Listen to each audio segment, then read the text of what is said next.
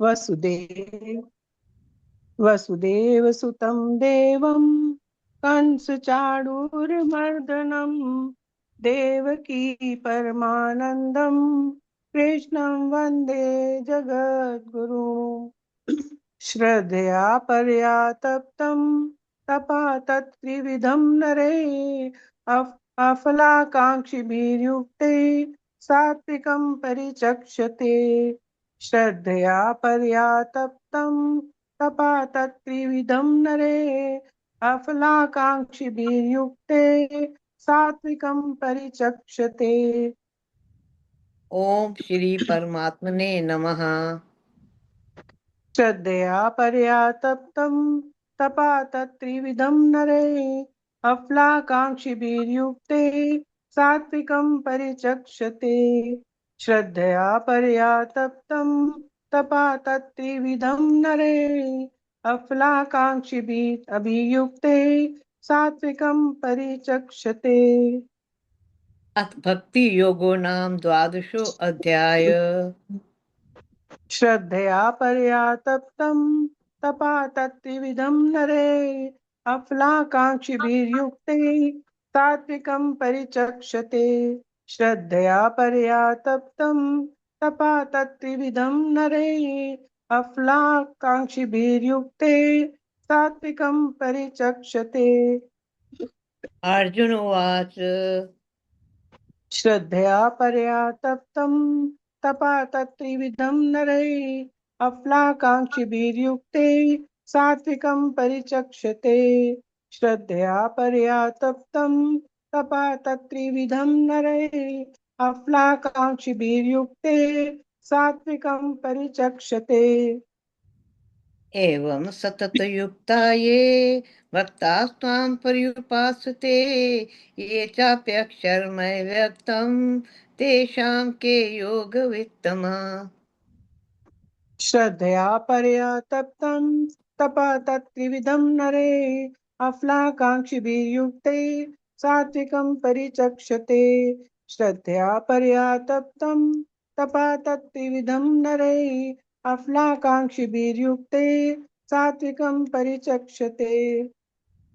श्री भगवान उवाच श्रद्धया परया तप्तं तपा तत्त्रिविधं नरे अफलाकाङ्क्षिभिर्युक्ते सात्विकं परिचक्षते। श्रद्धया परया तप्तं तपा तत्त्रिविधं नरे अफलाकाङ्क्षिभिर्युक्ते सात्विकं परिचक्षते। मय्यावेश्य मनो ये मां नित्ययुक्ता उपासते श्रद्धया पर्योपेता ते मे युक्ततमा मतः। श्रद्धया परया तप्तं तपस्तत्त्रिविधं नरे अफलाकाङ्क्षिभिर्युक्ते सात्विकं परिचक्षते। श्रद्धया परया तप्तं तपा तत्त्रिविधं नरे अफलाकाङ्क्षिभिर्युक्ते सात्विकं परिचक्षते। ये त्वक्षरम् अनिर्देश्यम् अव्यक्तं पर्युपासते सर्वत्र गम अचिन्त्यं च कूटस्थम् अचलं ध्रुवम्। श्रद्धया परया तप्तं तपा तत्त्रिविधं नरे अफलाकाङ्क्षिभिर्युक्ते सात्विकं परिचक्षते। श्रद्धया परया तप्तं तपा तत्त्रिविधं नरे अफलाकाङ्क्षिभिर्युक्ते सात्विकं परिचक्षते। तनियं मे इन्द्रिये ग्रामं सर्वत्र सम्बुद्धया ते प्राप्नुवन्ति मामेव सर्वभूतहिते रताः। श्रद्धया परया तप्तं तपा तत्त्रिविधं नरे अफलाकाङ्क्षिभिर्युक्ते सात्विकं परिचक्षते। श्रद्धया परया तप्तं तपा तत्त्रिविधं नरे अफलाकाङ्क्षिभिर्युक्ते सात्विकं परिचक्षते। क्लेशो अधिकतर तेषाम् अव्यक्तासक्तचेतसाम् अव्यक्ता हि गतिर्दुःखं देहवद्भिर्वाप्यते।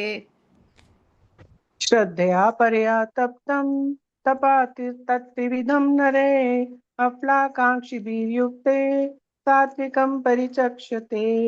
श्रद्धया परया तप्तं तपः तत्त्रिविधं नरे अफलाकाङ्क्षिभिर्युक्ते सात्विकं परिचक्षते। ये तु सर्वाणि कर्माणि मयि सन्न्यस्य मत्परा अनन्यनेव योगेन मां ध्यायन्त उपासते। श्रद्धया परया तप्तं तपः तत्त्रिविधं नरे अफलाकाङ्क्षिभिर्युक्ते सात्विकं परिचक्षते। श्रद्धया परया तप्तं तपः तत्त्रिविधं नरे अफलाकाङ्क्षिभिरभियुक्ते सात्विकं परिचक्षते। तेषा अहं समुद्धर्ता मृत्यु संसार सागरात् भवामि न चिरात् पार्थ मय्यावेशित चेतसाम्। श्रद्धया परया तप्तं तपः तत्त्रिविधं नरे अफलाकाङ्क्षिभिरभियुक्ते सात्विकं परिचक्षते। श्रद्धया परया तप्तं तपः तत्त्रिविधं नरे अफलाकाङ्क्षिभिर्युक्ते सात्विकं परिचक्षते। मय्येव मन आधस्त्व मयि बुद्धिं निवेश्य निवशिष्यसि मय्येव अत ऊर्ध्वं न संशय। श्रद्धया परया तप्तं तपः तत्त्रिविधं नरे अफलाकाङ्क्षिभिर्युक्ते सात्विकं परिचक्षते। श्रद्धया परया तप्तं तपः तत्त्रिविधं नरे अफलाकाङ्क्षिभिर्युक्ते सात्विकं परिचक्षते। अथ चित्तं समाधातुं न शक्नोषि मयि स्थिरम् अभ्यासयोगेन ततो मामेच्छाप्तुं धनञ्जय। श्रद्धया परया तप्तं तपः तत्त्रिविधं नरे अफलाकाङ्क्षिभिर्युक्ते सात्विकं परिचक्षते। श्रद्धया परया तप्तं तपः तत्त्रिविधं नरे अफलाकाङ्क्षिभिर्युक्ते सात्विकं परिचक्षते। अभ्यासेऽप्यसमर्थोऽसि मत्कर्म परमो भव मदर्थम् अपि कर्माणि कुर्वन् सिद्धिम् अवाप्स्यसि। श्रद्धया परया तप्तं तपः तत्त्रिविधं नरे अफलाकाङ्क्षिभिर्युक्ते सात्विकं परिचक्षते। श्रद्धया परया तप्तं तपः तत्त्रिविधं नरे अफलाकाङ्क्षिभिर्युक्ते सात्विकं परिचक्षते। अथैत्यदत्तशक्तोऽसि कर्तुम् मध्योमाश्रिता सर्वकर्मफलत्यागं ततः कुरु यतात्मवान्। श्रद्धया परया तप्तं तपः तत्त्रिविधं नरे अफलाकाङ्क्षिभिर्युक्ते सात्विकं परिचक्षते। श्रद्धया परया तप्तं तपः तत्त्रिविधं नरे अफलाकाङ्क्षिभिर्युक्ते सात्विकं परिचक्षते।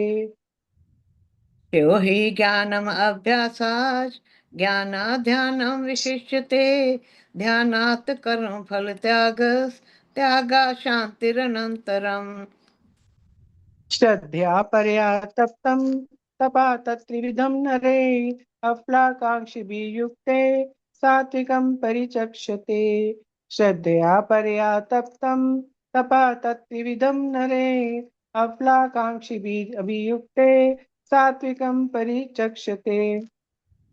अद्वेष्टा सर्वभूतानां मैत्रा करुणैव च निर्ममो निरहङ्कारः समदुःख सुख क्षमी।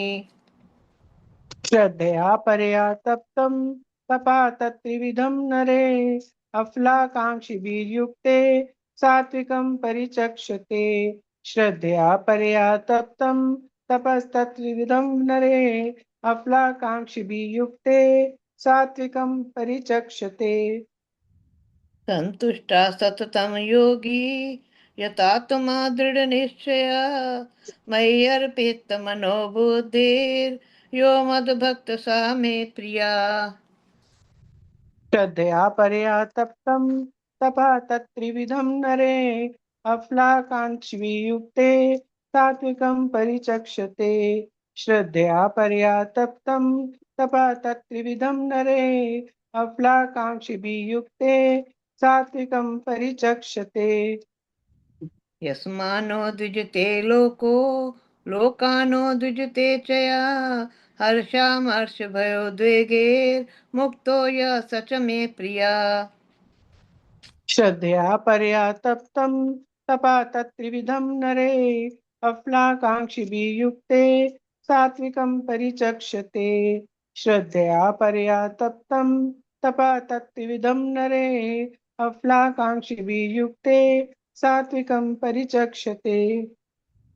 अनपेक्षा श्रुतिर्दक्ष उदासीनो गत्व्यथा सर्वारंभ परित्यागी यो मद्भक्त सा मे प्रिया।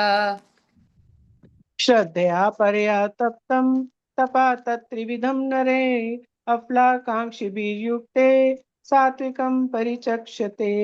श्रद्धया परया तप्तं तपा तत्त्रिविधं नरे अफलाकाङ्क्षिभिः युक्ते सात्विकं परिचक्षते। यो न रिष्यति न द्वेष्टि न शोचति न काङ्क्षति शुभाशुभ परित्यागी भक्तिमान्य सा मे प्रिया। श्रद्धया परया तप्तं तपा तत्त्रिविधं नरे अफलाकाङ्क्षिभिः युक्ते सात्विकं परिचक्षते। श्रद्धया परया तप्तं तपा तत्त्रिविधं नरे अफलाकाङ्क्षिभिः युक्ते सात्विकं परिचक्षते। समाशत्रौ च मित्रे च तथा मानपमान्यो शीतोषण सुख दुःखेषु समासंग विवर्जिता। श्रद्धया परया तप्तं तपा तत्त्रिविधं नरे अफलाकाङ्क्षिभिः युक्ते सात्विकं परिचक्षते। श्रद्धया परया तप्तं तपा तत्त्रिविधं नरे अफलाकाङ्क्षिभिः अभियुक्ते सात्विकं परिचक्षते। तुल्य निंदा स्तुतिर्मौनी संतुष्टो येन केनचित् अनिकेता स्थिरमतिर् भक्तिमान् मे प्रियो नरा।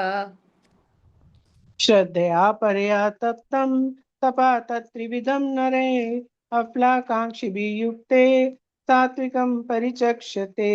श्रद्धया परया तप्तं तपा तत्त्रिविधं नरे अफलाकाङ्क्षिभिः युक्ते सात्विकं परिचक्षते। ये तु धर्म्यावृतमिदं यथोक्तं पर्युपासते श्रद्धाना मत्परमा भक्तास्तीव मे प्रिया। श्रद्धया परया तप्तं तपा तत्त्रिविधं नरे अफलाकाङ्क्षिभिः युक्ते सात्विकं परिचक्षते। श्रद्धया परया तप्तं तपा तत्त्रिविधं नरे अफलाकाङ्क्षिभिः युक्ते सात्विकं परिचक्षते। ओम तत्सदिति श्रीमद्भगवद्गीतासु उपनिषत्सु ब्रह्म विद्यायां योग शास्त्रे श्री कृष्ण अर्जुन संवादे भक्ति योगो नाम द्वादशो अध्याय। श्रद्धया परया तप्तं तपा तत्त्रिविधं नरे अफलाकाङ्क्षिभिः युक्ते सात्विकं परिचक्षते। श्रद्धया परया तप्तं तपा तत्त्रिविधं नरे अफलाकाङ्क्षिभिः युक्ते सात्विकं परिचक्षते। हरि ओम तत्सत हरि ओम तत्सत हरि ओम तत्सत इति श्री कृष्ण अर्पणमस्तु। शुभम भूयात्। श्रद्धया परया तप्तं तपा तत्त्रिविधं नरे अफलाकाङ्क्षिभिः युक्ते सात्विकं परिचक्षते। श्रद्धया परया तप्तं तपा तत्त्रिविधं नरे अफलाकाङ्क्षिभिः युक्ते सात्विकं परिचक्षते। वसुदेवसुतं देवं कंसचाणूरमर्दनं देवकी परमानन्दं कृष्णं वन्दे जगद्गुरुं कृष्णं वन्दे जगद्गुरुं। आप पढ़ेंगे पहले श्लोक?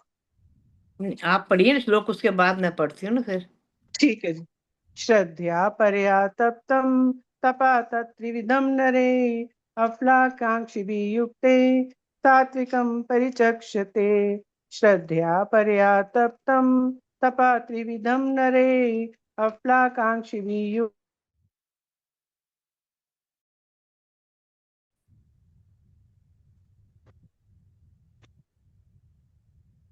हृदया परया तप्तं तपस्तं त्रिविधि नरे अप्राकांक्षी वियुक्ते सात्विकं परिचक्षते। श्रद्धा, श्रद्धा के साथ परे तप्तम संपन्न किए हुए तप तप तत् वह त्रिविधम तीन प्रकार के नरे मनुष्यों द्वारा अफलाकांक्षी फल की कामना न करना युक्ते दृढ़ निश्चय सात्विकम सत्गुण में परिचक्षिते निर्दिष्ट करना। अर्थात जब धर्मनिष्ठ व्यक्ति उत्कृष्ट श्रद्धा के साथ किसी प्रकार की लालसा के बिना उपयुक्त तीन प्रकार की तपस्याएं करता है तब इन्हें सत्वगुणी टैप कहा जाता है। जय श्री कृष्ण। आगे की आप करिए जी व्याख्या। श्रद्धया परया तप्तं तपा तत्त्रिविधं नरे अफलाकांक्षिभिः युक्ते सात्विकं परिचक्षते।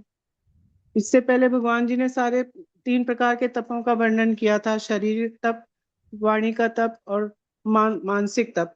अब इसमें ये बता रहे हैं कि सात्विक लोग कैसे तप करते हैं। इसमें इसमें इसका वर्णन किया है कि फल को न चाहने वाले योगी पुरुषों द्वारा परम श्रद्धा से किए हुए उस पूर्वोक्त तीन प्रकार से तप को सात्विक कहते हैं।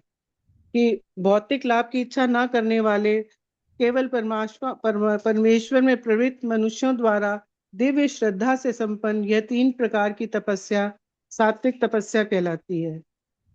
जय श्री कृष्ण।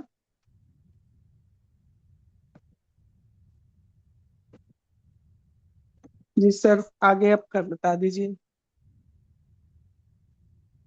वसुदेवसुतं देवं कंसचानूरमर्दनं देवकी परमानन्दं कृष्णं वन्दे जगद्गुरुम् श्रद्धया परया तप्तं तपस्तत्त्रिविधं नरे अफलाकाङ्क्षिभिर्युक्ते सात्विकं परिचक्षते। जय श्री कृष्ण। आप सबको प्रणाम। बहुत अच्छा भी रीटा जी ने और उर्मिल जी ने किया बताया। सत पहले संपूर्ण पाठ किया, फिर उसका शाब्दिक अर्थ बताए। सरल अर्थ। ये श्लोक श्रीमद् भगवत गीता के 17वें अध्याय का 17वां श्लोक, श्रद्धाध्याय विभाग योग का 17वां अध्याय, जहाँ भगवान श्री कृष्ण सात्विक तप, प्योर डिसिप्लिन का उच्चतम रूप समझाते हैं। श्रद्धया परया तप्तम तपस तप तत्त्रिविधम नरे अफलाकांक्षी भीर युक्ते सात्विकम परिचक्षते। सरल अर्थ क्या है कि जो तप अभी जैसे बता रहे हैं जी, उन्होंने कहा कि शारीरिक, वाचिक और मानसिक, अभी तीन तप जो बताए गए हैं, उन तीनों तपों के बाद गहरी श्रद्धा, फेथ से जो किया जाए इन तीनों तपों को, और फल जो रिजल्ट है उसकी इच्छा के बिना, अफलाकांक्षी, अफल आकांक्षी, बिना फल के, बिना उसके रिजल्ट की इच्छा के किया जाए, उसे सात्विक तप कहा जाता है। अब आगे बढ़ते हैं, चलिए गहराई से समझने की चेष्टा करें। इस श्लोक में तीन मुख्य तत्व हैं। श्रद्धया परया, यानी गहरी श्रद्धा के साथ, आधे मन से नहीं, पूरे विश्वास और समर्पण से। शायद होगा नहीं, बल्कि ये होगा ही, ये सही है, इस भाव से। हम हमेशा लगा देते हैं इफ, बट अगर ये होगा या नहीं होगा, ये कैसा होगा। कहें अफलाकांक्षी भी, फल की इच्छा नहीं, काम करो लेकिन बदले में कुछ पाने की अपेक्षा मत करो। यही निष्काम कर्म का सिद्धांत है। और तीसरा त्रिविधम तप, तीन प्रकार का तप जो आपने पहले सीखा, शारीरिक तप, वाणी का तप और मन का तप, जब ये तीनों शुद्ध भाव प्लस बिना लालच के किए जाएं तो यह सात्विक तप हो जाता है। इसको कहानी के रूप में देखते हैं। चलिए, एक माली और दो बाघ। एक गांव में दो माली थे। एक का नाम हम देते हैं रामू और दूसरे का नाम श्यामू। दोनों एक एक बाग की देखभाल करते थे। पहला माली श्यामू फल की इच्छा वाला। श्यामू रोज पौधे को पानी देता, खाद डालता, लेकिन उसके मन में हमेशा एक ही सोच रहती थी कि मुझे इससे कितना पैसा मिलेगा, लोग मेरी तारीफ करेंगे या नहीं। अगर उसे लगता कि फायदा नहीं होगा तो वह काम ढीला कर देता। दूसरा माली रामू जो है, वो सात्विक भाव वाला। रामू भी उतना ही मेहनत करता था, लेकिन उसका भाव अलग था। ये मेरा कर्तव्य है, पौधों की सेवा करना ही मेरी पूजा है। वह बिना किसी लालच के प्रेम और श्रद्धा से काम करता था। परिणाम, कुछ महीनों बाद श्यामू का बाग ठीक ठाक था, लेकिन उसमें जीवन नहीं था। रामू का बाग अद्भुत था। हर पौधा हरा भरा, फूल सुगंधित। लोग रामू के बाग में शांति महसूस करते थे। असली अंतर क्या था?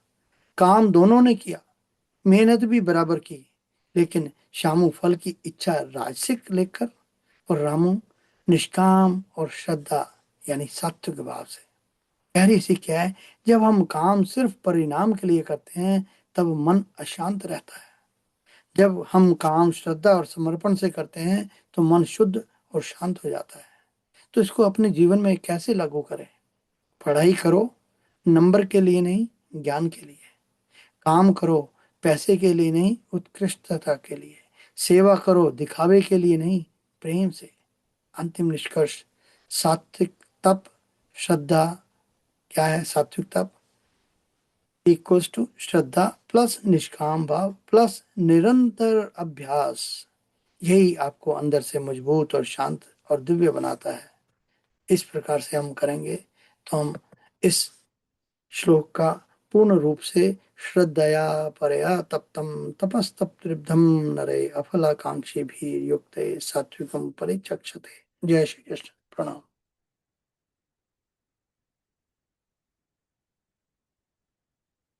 जी शारदा जी दिनेश सर जी, जय श्री कृष्ण, प्रणाम। अच्छा, जय शारदा श्री कृष्ण जी। हाँ, प्रणाम जी। शारदा बड़ा जी अच्छा। से। जी हाँ, बहुत अच्छा बताया।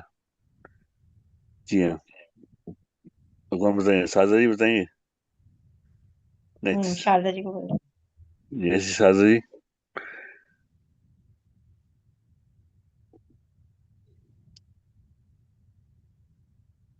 आप उच्चारण कर लीजिए तब तक श्लोक का। हाँ जी, मैं कर देता हूँ। जी हाँ, श्रद्धया परया तप्तं तपस्तत्कृतं नरे अफलाकांक्षी वियुक्ते सात्विकं परिचक्षते। और भी लोग हैं कि जिन्होंने नहीं किया अभी उच्चारण? किसी ने?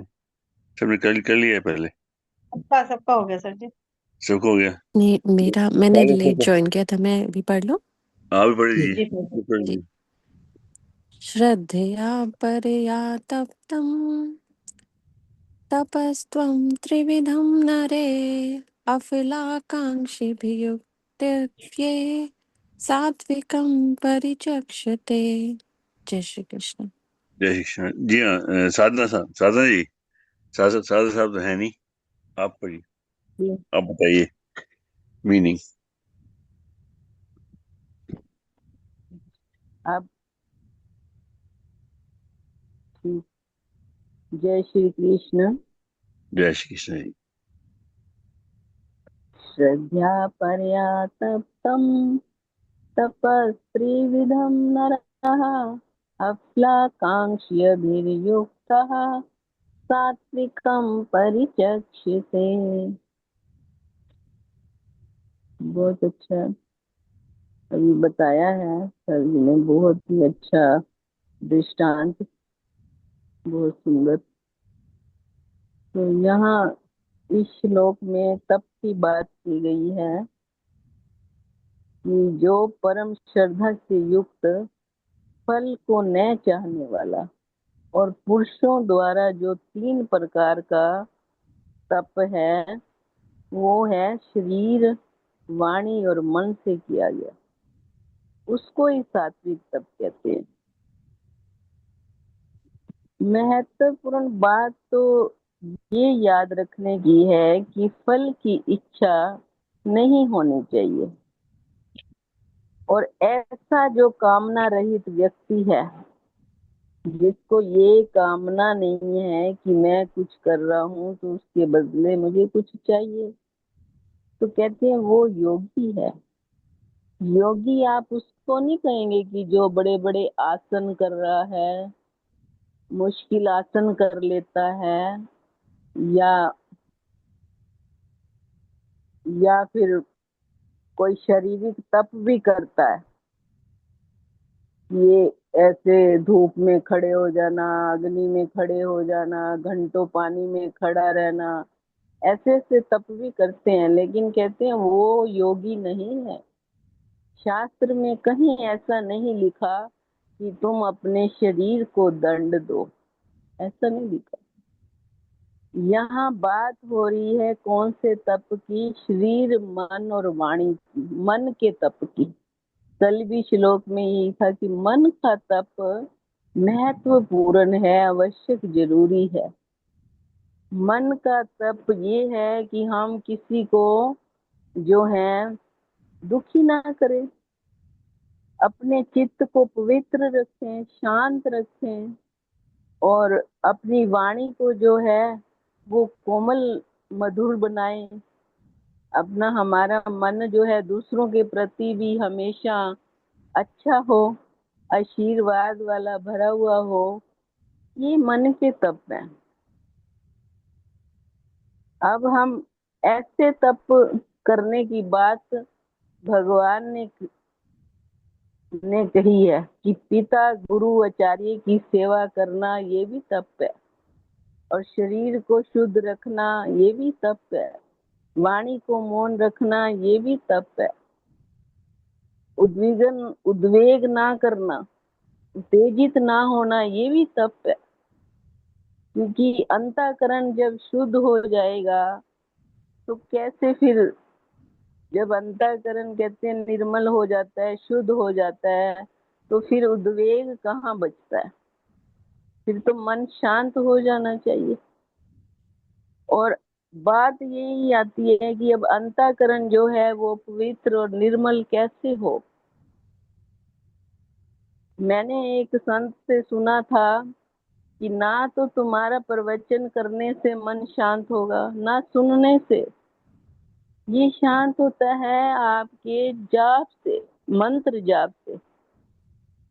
आप अगर मंत्र जाप में किसी अपने गुरु का मंत्र जाप हो या कोई भी हो, लगे हुए हैं, निरंतर निरंतर आप ध्यान में बैठते हैं, अपने नियम को फॉलो करते हैं, क्योंकि हमारा खाने का भी तो, भोजन का भी तो नियम है ही सबका, कि हमने ये सुबह नाश्ता करना है, दोपहर का खाना, डिनर है, लंच है। जब हमें अपने तन का पता है तो कहते हैं फिर आत्मा की खुराक भी होती है, उसका भी पता होना चाहिए, उसका भी नियम होना चाहिए कि इसको अब कब क्या चाहिए। इसको भी जप तप चाहिए होता है, और कीर्तन और अच्छा व्यवहार, श्रद्धा पूर्वक सबसे व्यवहार करना, तो ये जो है ये तप है, और वह योगी होता है जो ये तप करता है। तो श्री कृष्ण कहते हैं कि ऐसा मनुष्य सात्विक होता है। ये हमारे को देखो इस श्लोक में बताए हैं, ये तप है मन के। अगर हम ये अपने मन को अच्छा करते हैं, साफ करते हैं, मन मानना आचरण नहीं करते, तो यही एक योगी के लक्षण भी है और तप भी है, और यही हमें करना है। और बार बार बात यही होती है कि धारण करना है, ज्यादा धारण करना है। तो ये तप बता दिए गए हैं, और अब हम इस पर चलने की प्रयास करेंगे, धारण करेंगे, जितना हो सकेगा हम अपनी वाणी को शुद्ध करें। यही है मेरा भी यही एक लक्ष्य है कि हम अपनी वाणी को शुद्ध रखें और अपने आप को भी शुद्ध आहार विचार दें, और यही जीवन का एक लक्ष्य बन जाए, और इसी से जीवन अच्छा मधुर हो जाएगा।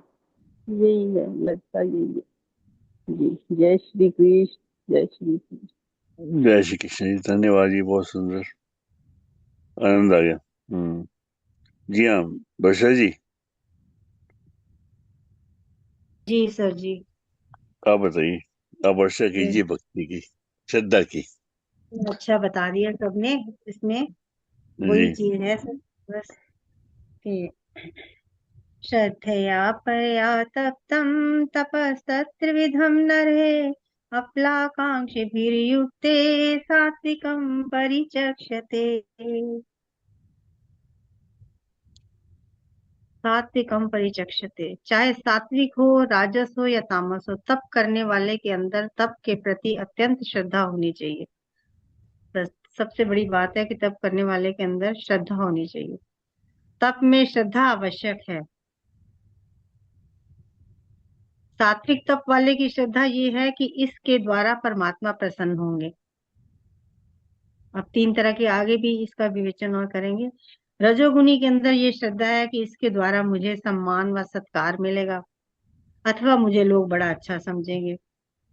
यदि ये श्रद्धा उस तप के प्रति है तो वह राजस तप होगा, अर्थात वह परमात्मा की प्रसन्नता के लिए नहीं है, इस लोक या परलोक में किसी फल की प्राप्ति कराएगा। और तामस तप वाले को ये प्रकृष्ट श्रद्धा है कि मैं इस तप के सामने वाले को उखाड़ फेंकूंगा। मैं ऐसा तप करूंगा तो मैं जिसके लिए मैं मन में जो मेरे भाव हैं, जिसके लिए मैं इच्छा है मेरी, उसके द्वारा वो तप करके मैं सामने वाले को नुकसान पहुंचाऊंगा। 3 तरह के तप बताए उन्होंने अब यहाँ पे। परंतु तीनों के अंदर श्रद्धा सामान्य चीज है। श्रद्धा है तीनों की, लेकिन तीनों की श्रद्धा कैसी है? एक तो है सिर्फ परमात्मा के लिए कर रहे हैं, एक कर रहे हैं कि हमें कुछ प्राप्त हो इससे, और एक कर रहा है कि जिससे मैं अपना तो प्राप्त कर लूं, दूसरे का नुकसान कर दूं। तीनों तरह की यहाँ पे बता दिया उन्होंने। इसलिए भगवान ने कहा श्रद्धया परया, परम श्रद्धा से जो तप किया गया है वह 3 प्रकार के हैं। अब तप कौन करेगा? नरे। तप के लिए मनुष्य मात्र का अधिकार है। यहाँ पे बता रहे हैं कि सबका अधिकार है, किंतु धर्म विरोधी उद्देश्य से दैवी संपत्ति वालों को दुख देने के लिए कोई तप करे तो उसे दंडित करना भी हमारा धर्म है। तप चाहे सात्विक, रजोगुनी या तमोगुनी हो, नर या मनुष्य मात्र को तप का अधिकार है। अगर वह तप दुष्ट प्रवृत्ति से करता है तो उसे रोकना जरूरी है। लोक में भी कोई धन कमाने के लिए चोरी करता है तो कोई उसे दंड दिया जाता है, अगर कोई चोरी करता है तो। हालांकि चोरी करना उसका धंधा है, इसलिए भी उसे दंड नहीं दे, लेकिन नहीं दिया जाता, उसके लिए दंड दिया जाता है। वो सात्विक तप से वे कर सकते हैं तो युक्त है, अर्थात ऐसे बुरे उद्देश्य से जो किया जाता है वो तप भी दंडनीय बन जाता है। जो ये मान के तप उनके मन में ये भाव से वो करते हैं ना, कार्य जो भी करते हैं वो भी तप है, चाहे वो अच्छे काम के लिए कर रहे हैं चाहे बुरे के लिए कर रहे हैं, लेकिन तप अपने हिसाब से तो कर रहा है, वो अज्ञानता पूर्वक कर रहा है। अगर उसको जब ये ज्ञान हो जाएगा कि जो कुछ है परमात्मा ही है, मेरे जो कर्म है परमात्मा के लिए हो, तो वो तो फिर सात्विक बन जाएंगे अपने आप सारे। इस प्रकार वास्तविक चीज वह होती है जो हमेशा रहे। पहले तो इस चीज का ज्ञान करना है कि हमें वास्तविकता की तरफ जाना है। भगवान गौड़पादाचार्य जी ने कहा कि जो चीज आदि में नहीं है और अंत में भी नहीं है वह बीच में भी नहीं है। नहीं ही है मतलब, जो पहले नहीं थी, जो बाद में भी नहीं रहेगी, तो वो बीच में भी नहीं है।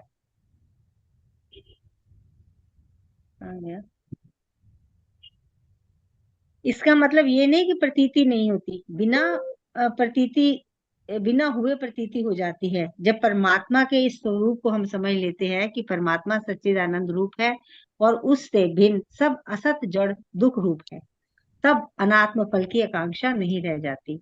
एकमात्र परमात्मा को ही प्राप्त होने के योग्य समझा जाता है, क्योंकि वह अपना स्वरूप है। जब हमें ये अज्ञान के कारण उसका पता नहीं लग रहा, ज्ञान से वह उद्घटित हो जाता है। यही परमात्मा का मिल जाना है। जो युक्त योगी वही परमात्मा के इस स्वरूप को पूर्णतः समझ सकेगा। युक्त योगी होने के पहले भी उसको परमात्मा का स्वरूप कुछ तो समझना होगा, तभी वह उसमें अपना चित्त एकाग्र कर सकता है। तो पहले इसलिए हमें भगवान को समझ पढ़ना पड़ेगा, जानना पड़ेगा कि भगवान के बारे में, और फिर हम भगवान से जब भावपूर्वक प्रीति करेंगे और जो भी कार्य भगवान के लिए करेंगे वो हमारा सात्विक कार्य बन जाएगा। मन से करे, चाहे तन से करे, चाहे कर्म से करे, चाहे वचन से करे, तो सारे कार्य हमारे जो परमात्मा के लिए ही अगर हम करेंगे तो वो सब हमारे सात्विक हो जाएंगे। तो इसके लिए ये मन को एकाग्र कैसे करें, इसके लिए पहले ये तो जानना है कि हमारे चित्त जो है एकाग्र कैसे करें। तो इसके लिए पहले वैराग्य की भी आवश्यकता है हमें। वैराग्य का आना भी बहुत जरूरी है। विषयों के प्रिय बुद्धि हट जाकर एकमात्र परमात्मा में ही केंद्रित करनी पड़ती है। संसारिक विषयों से मन को हटा के, अपने इंद्रियों को अपने बस में करके, एक अपने जो मेरा जो बिंदु है, केंद्र बिंदु है, जिसको जो मेरा प्राप्त करना मेरा ध्येय है, तो उसके ऊपर जब तक मेरा मन जो है एकाग्र नहीं होगा तो उसके लिए तब तक हमें ये परमात्मा की प्राप्ति भी नहीं हो सकती। तो इस सब के लिए तो हमें पहले ये क्रियाएं करनी पड़ती हैं। तो परमेश्वर पर अभिलाषा एकाग्र होने पर ही परमेश्वर की प्राप्ति होगी। जब मेरा मन एकाग्र हो जाएगा, जब मेरे को इस बात का समझ हो जाएगी, ज्ञान हो जाएगा, जब मुझे पता चल जाएगा, मेरा मन जो है वो सात्विक कर्मों को करेगा, बुरे कर्मों की तरफ करने की तरफ ध्यान नहीं जाएगा। मेरी वाणी भी जो है वो अच्छा अच्छा बोलेगी, प्रिय वचन बोलेगी, किसी को दुख नहीं देगी, तो मेरा जो वाणी है वो भी पवित्र हो जाएगी, मेरा अंतःकरण धीरे धीरे पवित्र हो जाएगा। तो धीरे धीरे जैसे जैसे पवित्रता आती जाती है, उसी प्रकार फिर हम परमात्मा को भी, मेरा मन परमात्मा में लगने लग जाता है, संसार से वैराग्य हो जाता है। तो मेरा जो हर कार्य है वो फिर अपने आप सात्विक होने लग जाता है। मेरा रहना उठना व्यवहार करना सबसे, वो मेरा हर कार्य मेरा फिर सात्विक ही होने लग जाएगा। और उसमें जब मेरे को कोई लालच नहीं है किसी उसके, मुझे उसके बदले कुछ चाहिए नहीं, मुझे सिर्फ परमात्मा का ही प्रेम जब चाहिए, जब मेरा ये हो जाएगा, मेरा मन में ये मैं इस चीज को धारण कर लूंगा, तो फिर मेरा जो हर कार्य है वो सात्विक ही हो जाता है। तो वैराग्य पूर्वक फलाकांक्षा छोड़ना और एकमात्र सच्चिदानंद ब्रह्म को ही अपना प्राप्तव्य बनाना, ये बार बार करने से जब पक जाता है, जब ये अभ्यास करने से बार बार हमें ये बातें पक्की तरह से याद हो जाती है, तब सात्विक तब हो पाता है। सात्विक जो सिद्ध है उसके लिए तो फलाकांक्षा की भी इच्छा नहीं होती, और वो उससे रहित हो जाता है, और परमात्मा में युक्तता स्वाभाविक हो जाती है। प्रयत्न से नहीं है, साधक इन चीजों को करने का प्रयत्न करे। अपने अपने आप नहीं होगा, इसके लिए हमें प्रयत्न करना पड़ेगा, अभ्यास करना पड़ेगा। और प्रयत्न करते करते जब ये उसका स्वभाव बन जाएगा, तब सिद्धि हो जाएगी, तब वो उसका जो है तप वो है वो सात्विक तप हो जाएगा, और वो परमात्मा के नजदीक चला जाता है। तो यहाँ पे तीनों तपों के बारे में बताएंगे। अभी यहाँ सात्विक बताया, अगले में अभी ये राजस बताएंगे, फिर ये उसके बाद तामस भी बताएंगे। तीनों तरह के तप बता रहे हैं। इसी प्रकार इतना ही समझ आ रहा है मुझे इसमें से जी, पढ़ के तो सारा ये। जय श्री कृष्ण जी। थैंक यू बाकी जी, आप बताइए। बहुत बढ़िया बताया आपने जी। आए ना, उनसे सुनते हैं। हर्षवाला जी, हाँ जी, हाँ सुनिए जी उसको। हर्षवाला जी कहाँ गई? वो गई? आते हैं चले आते हैं लोग। हर्षवाला जी हैं? हैं? हर्षवाला जी आप, हर्षवाला जी, हर्षवाला जी, अनम्यूट कीजिए अपने आप को। हर्षवाला जी,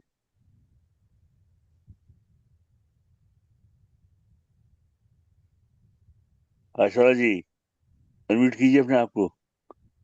हाँ, जय श्री कृष्णा। जय श्री कृष्णा। एक्चुअली आप शीतल हैं, आप हर्षवाला हम्म। बनी बैठी हैं। आप हर्षवाला बनी बैठी हैं। सही है। ये ये बहुत बड़ी वो है, आपके हाँ। भाव है वो, श्रद्धा है ये आपके बेटे की तरफ। आपके बेटे का नाम है हर्ष, हर आप हाँ। हर्ष वाला बन गई, अपने नाम को भूल गई। ये श्रद्धा है। आप बताइए हम्म। इसके बारे में। कि आप कैसे जीती हैं इस भाव से। और इसमें जो आज का श्लोक है ना, वो बहुत कंसिस्टेंट है आपके भाव से। आप बताइए। क्या बता मेरे को। जी नहीं था बोलना मेरे को सर। नहीं, कोई बात नहीं। जो भी भाव है ना आपको, जैसे हर्ष वाला भाव है ना, या शीतल वाला भाव है, शीतल से हर्ष वाला कैसे बनी आप, यही बता दीजिए। हाँ। ये बता सकते हैं आप, हाँ। शीतल से हर्ष वाला कैसे बनी?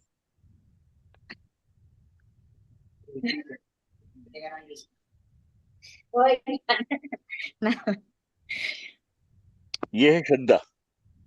हम्म, सही से तो ये है जीवन की। बताइए आप, शीतल शीतल से आप हर्ष वाला कैसे बनी, ये बताइए।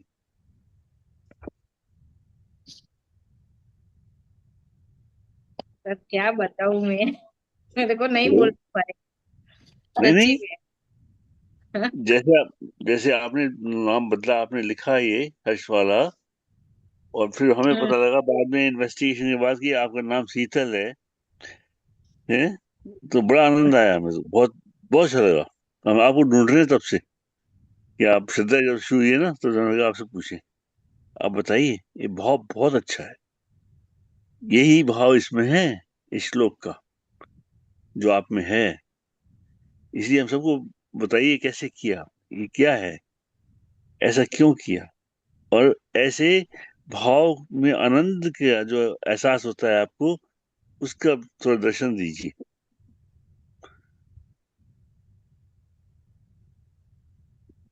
सर मैं नहीं बोल पाऊंगी सच्ची में। तो हाँ। चलो, हम तो हाँ। आपकी वेट कर रहे थे हम। सही बात ये है कि आप जब आएंगी, आपसे पूछेंगे हम, क्योंकि ये तपस्या है, ये है भाव, रियलिटी में भाव ये है। जी हाँ। चलिए, बताएं तो अच्छा है, नहीं बताएं तो आपकी इच्छा है। Sorry sir. कोई बात नहीं, ठीक है। थैंक यू जी। हम लवलीन जी से पूछते हैं अब, उनका भाव कैसा रहता है। लवलीन लव में लीन रहती हैं वो तो, क्यों लवलीन जी? लवलीन जी, जय श्री कृष्णा। प्रणाम सर जी, प्रणाम। प्रणाम जी, प्रणाम प्रणाम प्रणाम। बताइए आप। जी सर जी, बहुत अच्छा श्लोक है आज का। जी हाँ।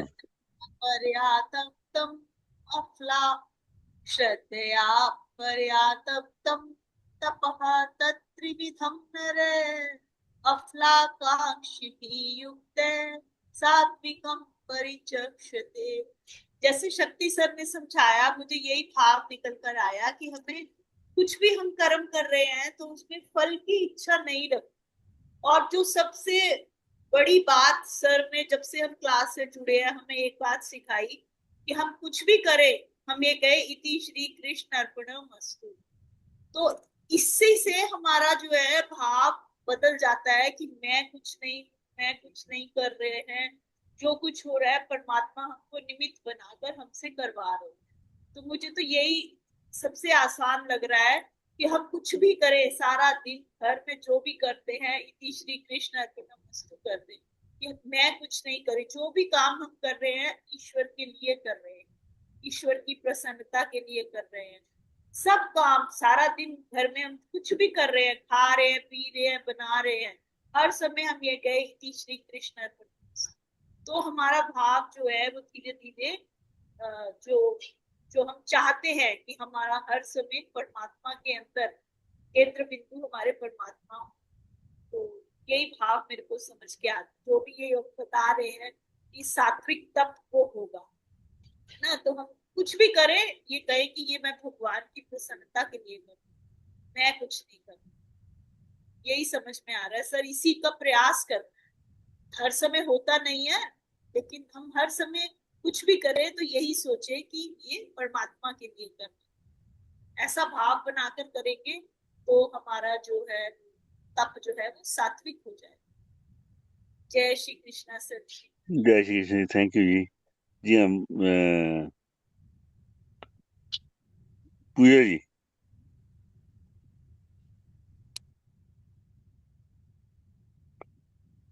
पूजा जी, अनम्यूट कीजिए।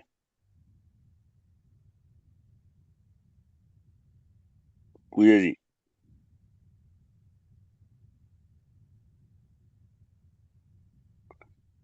सुमन जी।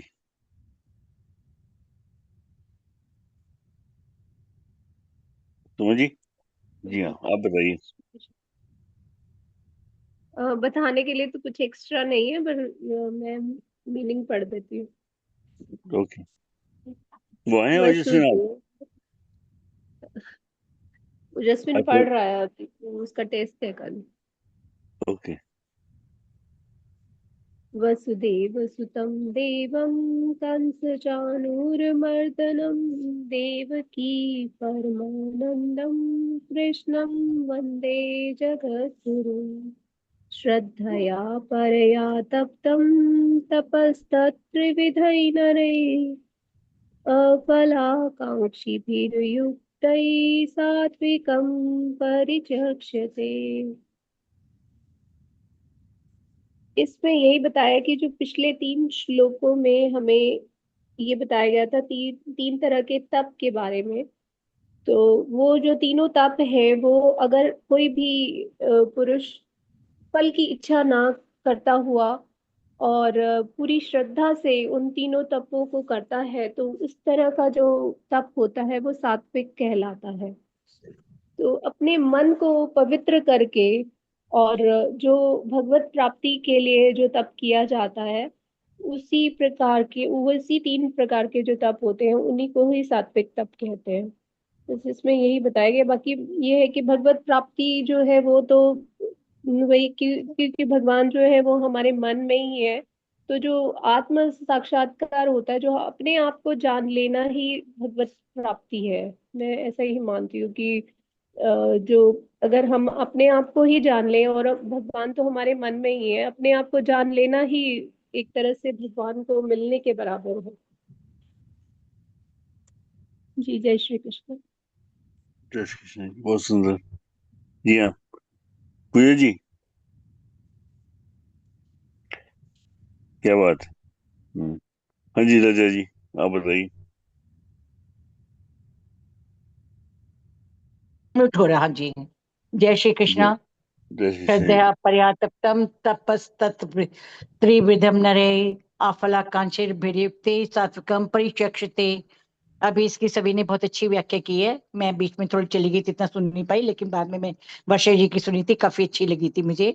तो भगवान पहले बताते कि 3 प्रकार की तपस्या, उन 3 प्रकार की तपस्या में सात्विक तपस्या को 3 प्रकार की बताई थी उन्होंने, कि सात्विक तपस्या भी इसके अंतर्गत शरीर, वाणी और उसके साथ मन की होती है। और कल का श्लोक जैसे बहुत अच्छा श्लोक था, जिसमें भगवान ये बता रहे थे और आप लोगों ने बताया था कि मन की जो तपस्या है वो श्रेष्ठ तपस्या है। क्योंकि अगर व्यक्ति का मन उसके कंट्रोल में आ जाए, उसके नियंत्रण में आ जाए, वो क्षमा करना सीख जाए, क्षमा का मतलब अपने मन पर नियंत्रण करना सीख जाए, तो शरीर और वाणी को भी नियंत्रित कर सकता है।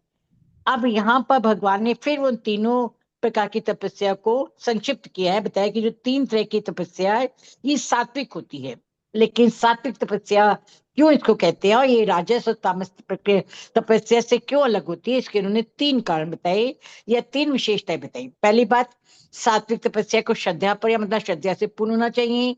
दूसरी बात, उसको अफलाकांक्षी मतलब बिना किसी कामना, फल या इच्छा के होनी चाहिए। और तीसरी बार युक्ति मतलब मन उसमें एकाग्र हो, स्थिर हो, शांत हो और व्यक्ति पूर्णतः अपने को परमात्मा में लगा सके, तब इस प्रकार की जो तपस्या होती है वो सात्विक होती है। और उससे फिर व्यक्ति का वास्तविक आध्यात्मिक विकास होता है। यहाँ पर विवेकानंद जी ने 3 शब्द खास लिए। उन्होंने बताया, पहला शब्द है श्रद्धा पर्या, कि व्यक्ति जो भी तपस्या करे वो पूरी श्रद्धा से करे। पूरी श्रद्धा से मतलब है कि वो उसमें पूरी तरह रम जाए, उसके मन में कोई संदेह या संशय ना हो। भगवान ने पहले श्लोक इस अध्याय में पहले बताया कि मने समाधाय, कि सबसे पहले अपने मन को पूरा विश्वास दिलाना है। श्रद्धा को उन्होंने अंधश्रद्धा नहीं बताया है। इस पूरे के पूरे मन में जहां मन समाधाय कर शब्द का उन्होंने प्रयोग किया है, वहां इसका अभिप्राय यही है कि व्यक्ति जो भी विश्वास अपने अंदर पैदा करे वो पहले उसका गहन मनन और चिंतन करे और तर्क के आधार पर जो उसको बात ठीक लगे तो अपनाए।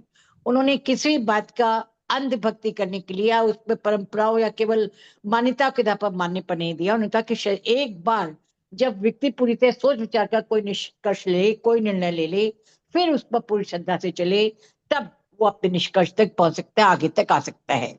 तो इसलिए व्यक्ति को पहले पूरी तरह इस पर विश्वास करके कोई निष्कर्ष निकालना चाहिए, फिर अपने उस लक्ष्य के प्रति उसका पूरा विश्वास होना चाहिए। अगर एक बार उसका अपने लक्ष्य के प्रति मन स्थिर हो गया, उसमें वो निश्चित हो गया और पूरी श्रद्धा से उसको अपने लगा, तब उसके मार्ग में चाहे कितनी भी असफलताएं आए, चाहे कितनी भी बाधाएं आए, उनसे वो नहीं डिगेगा। और अपने लक्ष्य पर एक बार निश्चित होने के बाद वो पूरी तरह उस पर तब तक चलता रहेगा जब तक अपने इस आध्यात्मिक लक्ष्य को, उस ईश्वरीय प्रकाश को ना प्राप्त कर ले, तब तक वो डिगेगा नहीं। हो सकता है एक जन्म में वो इस लक्ष्य को पूरा ना कर पाए, कई जन्म लेने पड़े, लेकिन एक बार पूरी विश्वास से जो श्रद्धा उसकी उत्पन्न हो गई, तो उससे वो अपनी तपस्या का अंत तक पहुंच जाएगा और अपने लक्ष्य को प्राप्त कर लेगा। दूसरा शब्द उन्होंने इसमें लिया शब्द नरय। नरय का मतलब उन्होंने बताया कि सभी व्यक्ति इस सात्विक गुणों से युक्त तपस्या कर सकते हैं। उन्होंने यहाँ पे जाति, धर्म, रंग, भेद, लिंग आदि का भगवान श्री कृष्ण ने कोई अंतर नहीं किया। सभी व्यक्ति जो एक बार ये निश्चित कर लें कि वो ईश्वर को प्राप्त करना चाहते हैं, तो वो उस तक कर सकते हैं। 5वें अध्याय में एक बार भगवान ने जब शब्द कहा था, तब उन्होंने बताया था कि कोई भी व्यक्ति, जब उन्होंने बताया विद्या विनय संपन्ने ब्राह्मणे गव्यस्तिनी सुनी च सपाकेचा पंडिता समदर्शिना, सभी को जो समान समझे, तो यहाँ पर सभी लोगों को समान रूप से उन्होंने फिर लिया। इस्तो वैश्य तथा शूद्र, ये सब उन्होंने एक बार पहले कह चुका है कि सभी लोग बराबर भगवान की दृष्टि में होते हैं, इसलिए सभी लोग साधना कर सकते हैं और ईश्वर को मार्ग पर चल सकते हैं। तीसरा शब्द जो इस पर लिया, उन्होंने युक्ति शब्द लिया। युक्ति का मतलब यह है कि व्यक्ति अपना मन पूरी तरह निश्चित करे, एकाग्र करे और अपने को ईश्वर में लगाए। जब तक वो पूरी तरह अपने को एकाग्र कर ईश्वर में नहीं लगाएगा, तब तक वो कामनाओं, विषयों, इंद्रियों में भटकता रहेगा, तब तक वो अपने लक्ष्य को प्राप्त नहीं कर सकेगा। इसलिए यहाँ पे युक्ति का मतलब बहुत उन्हें विस्तार रूप से लिया। युक्ति का संस्कृत में जो विशेष रूप से होता है, वो होता है अपने लक्ष्य के साथ जुड़ना, अपने लक्ष्य के साथ संलग्नता, अर्थात जो शुद्ध नियत से शुद्ध विचार करके जो लक्ष्य स्थापित किया गया है, जब तक उस तक ना पहुंचा जाए, तब तक उससे जुड़ा रहे, उससे संलग्न रहे।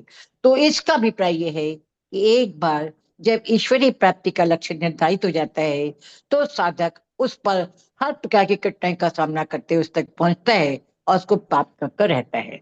तो विवेकानंद जी ने 3 शब्दों पर बल दिया, लेकिन स्वामी चिन्मयानंद जी इसमें अफलाकांक्षी भी पर विशेष रूप से बल देते हैं। चिन्मयानंद जी बताते हैं, जैसा सभी ने भी बताया, कि व्यक्ति जो भी साधना करे, तप करे, उसके लिए सबसे बड़ी बात है कि उसमें कोई विषय, कोई कामना, कोई इच्छा या किसी प्रकार की कोई स्वार्थ ना हो।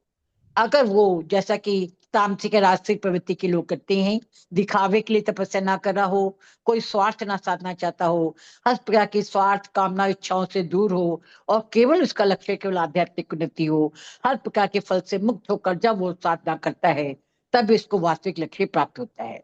तो वो अफलाकांक्षी पर विशेष रूप से बल देते हैं।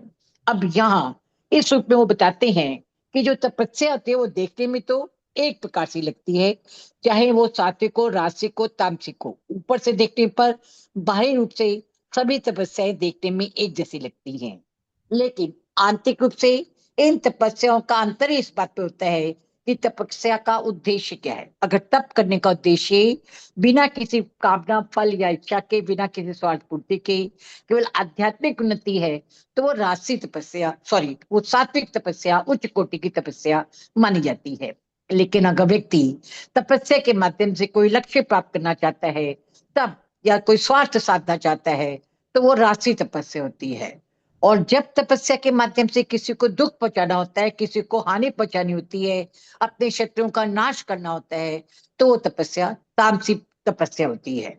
तो तपस्या का उद्देश्य क्या है, किस नियत से, किस लक्ष्य से, किस आधार पर किया जा रहा है, यही तपस्या का अंतर करता है। एक और खास बात जिसकी भी विद्वानों ने व्याख्या की, भगवान श्री कृष्ण इस श्लोक के माध्यम से व्यक्त करते हैं कि तपस्या का आधार साधनों की कठिनता से नहीं है। जैसा कि इससे पहले भी कुछ पहले श्लोकों में कई लोगों ने बताया था कि कुछ लोग तपस्या करने के लिए बहुत कठिन प्रवृत्ति अपनाते हैं।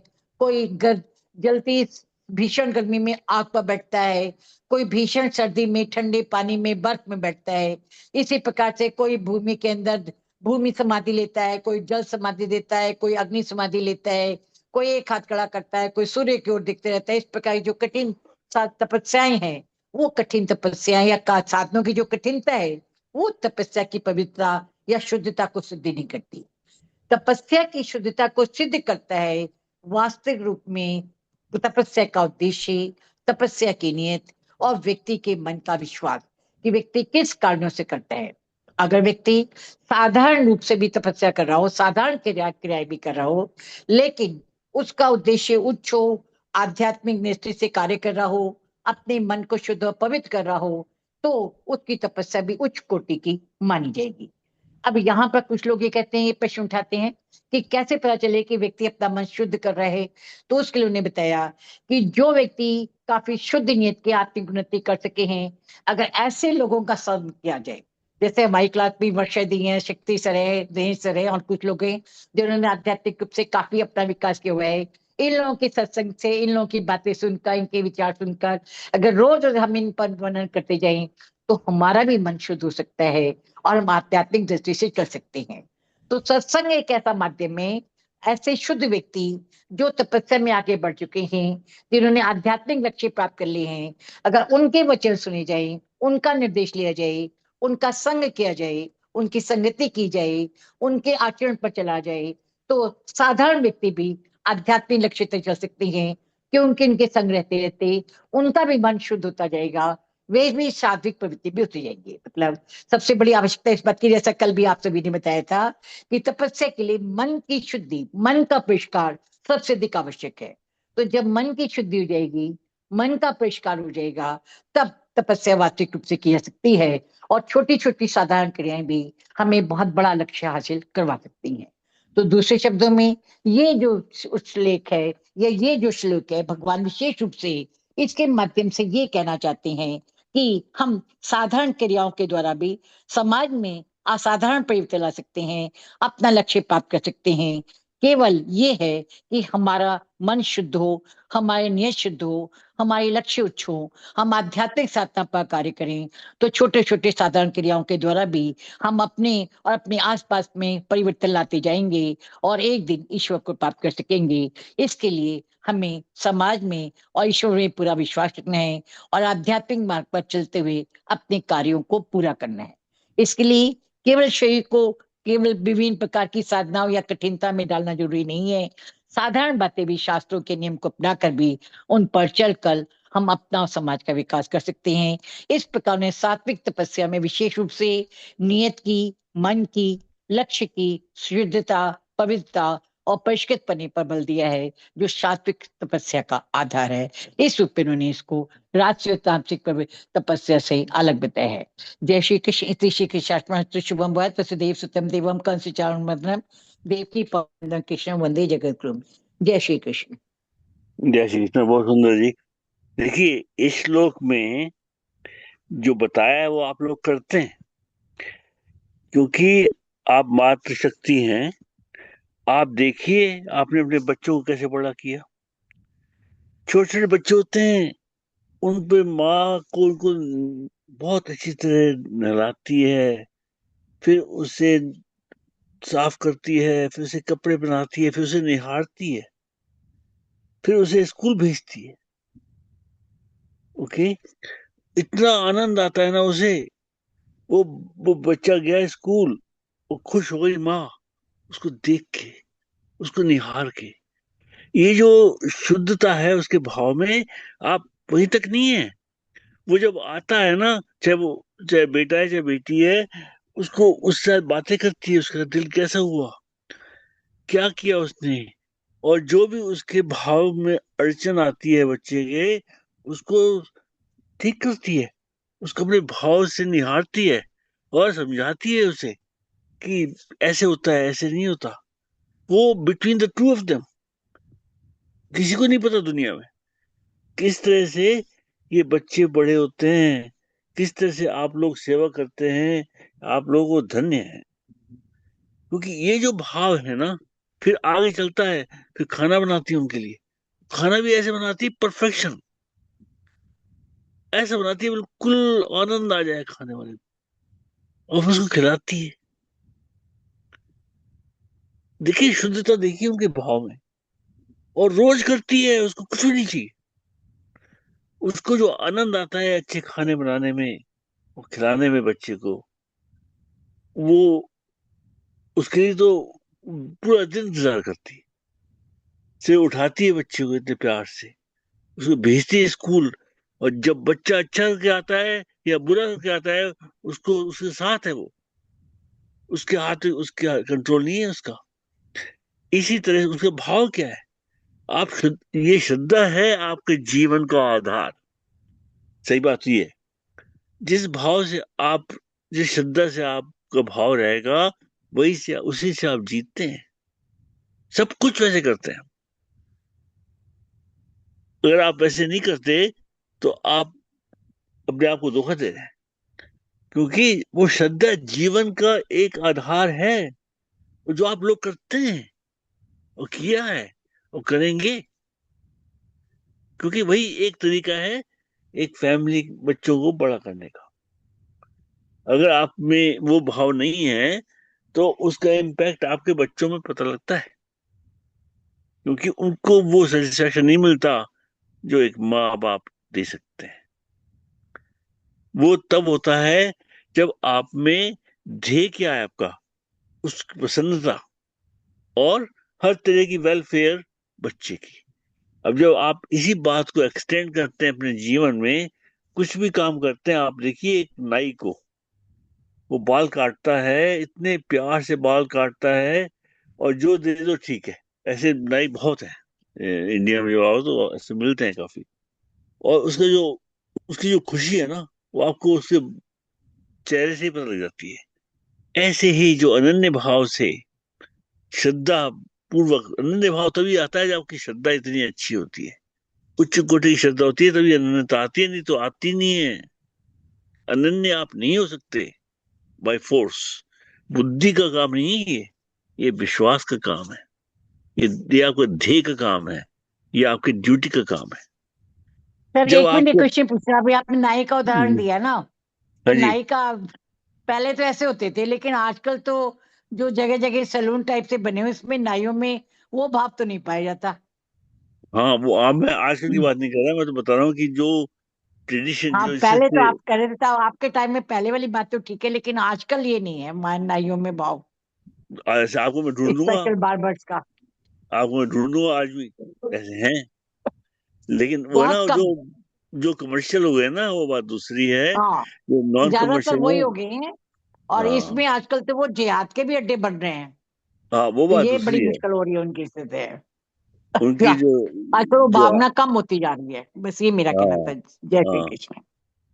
तो ये जो आपका जो वो है, ये जो जीने का ढंग है ना, ये है जीने का ढंग।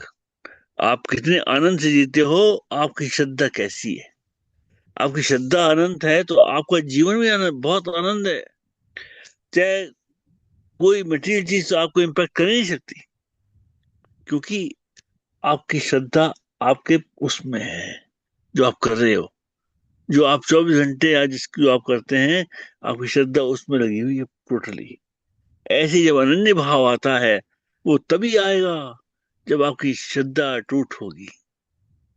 वो अक्सर करके आप अपने लिए नहीं कर रहे। अब माँ जो करती है बच्चे के लिए, वो अपने थोड़ी कर रही है, उसको निहारती है, उसको उसको हाथ फेरती है उसके ऊपर से, उसकी सारी थकान दूर हो जाती है। कितना प्यार है उसमें, कितना विश्वास है उसका। ये क्या है, ये श्रद्धा है। ये आप लोग धन्य हो जो आप इस तरह से बच्चों को बड़े करते हो। और ये नहीं है उसी उम्र में, पूरी लाइफ लॉन्ग इसी भाव से। कितनी बड़ी बात है ये, कितनी बड़ी बात है। आपको आनंद सिर्फ इसलिए आता है जो बच्चे को आप दर्शन कर लेती हैं, उससे बात कर लेती हैं, जो आपको जो आपके आंसू आते हैं प्यार से बात करके। ये है मातृ शक्ति। ये मातृ शक्ति जब अनन्य भाव से सेवा करती है दुनिया में, तो उसकी श्रद्धा जो है ना, सबको साथ लाती है, उसकी बच्चे अनन्यता का भाव। मन पसंद का खाना बनाती है सर, आज इसको ये हाँ, पसंद है, इसको ये पसंद है। बनाती नहीं है, वो ऐसे बनाती है, मुझे ये डालना है, ये डालना है, ये डालना है हाँ, उसमें। ये करना है। हाँ जी। हाँ, तो उससे टेस्ट अच्छा आता है, वो उसको ऐसे पसंद आएगा। तो ये जो भाव है ना, ये सारे भाव, ये क्या है? ये है जीवन। रियल जीवन तो ये है।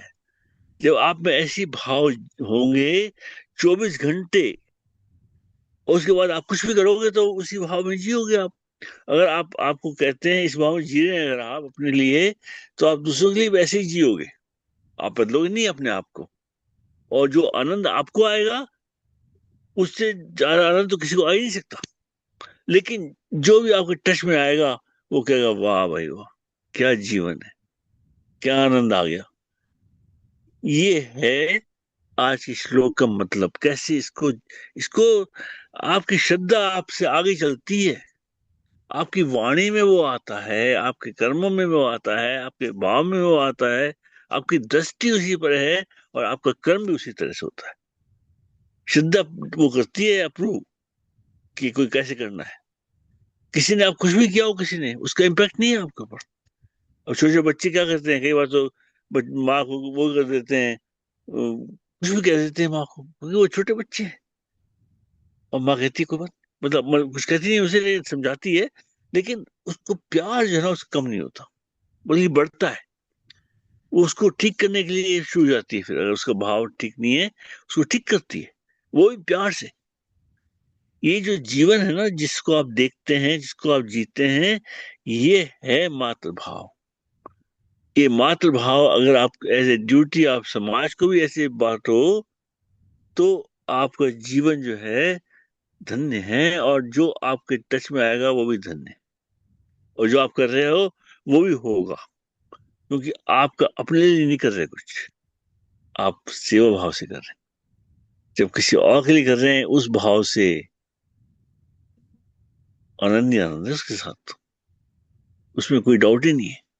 आपको पता लग जाएगा, आप किसी को जानते नहीं है कोई बात नहीं, लेकिन एक सेकंड में आपको एहसास हो जाएगा ये बंदा ठीक है, ये बंदा कैसा है, इसके भाव देखो, आपके आंसू आ जाएंगे उनको देख के। क्योंकि यही तो है, यही ऐसे आप अप्रिशिएट कर सकते हैं उसे। तो इसलिए ये जो भाव की शुद्धता है, ये श्रद्धा है, ये आपके कर्मों से भी आगे चलती है। ये तो डिफाइन कर देती है आपको पहले ही, आपके जाने से पहले। और जब आप इस पे चलते हो, तो आप तो आनंद ही आनंद है आपका जीवन में, क्योंकि आप किसी को जज ही नहीं कर रहे। आप बच्चे को जज करते हो? नहीं करते। वो कुछ भी कहता है, बताता है, आप उसको गाइड करते हो। ऐसे ही माइंड सेट बन जाता है। कोई भी आपको गुस्सा करे तो भी आप उसको ठीक करोगे, ये नहीं कि गुस्सा करोगे। ऐसे ही अपने आप की, आपके सेंसेस आप कांकर कर सकते हो, क्योंकि आप जागते हुए हो, आप जाग रहे हो, आप अवेक हो। जब अवेक हो जाता है आदमी, तो क्या होता है, हर हर भाव उसका शांति की तरफ होता है, हर भाव उसका ध्येय की तरफ होता है, हर भाव पर्पस ड्रिवन लाइफ हो जाती है वो। और वो भी अपने लिए नहीं, दूसरे के लिए। इस तरह से आप बन जाते हैं निष्कामी।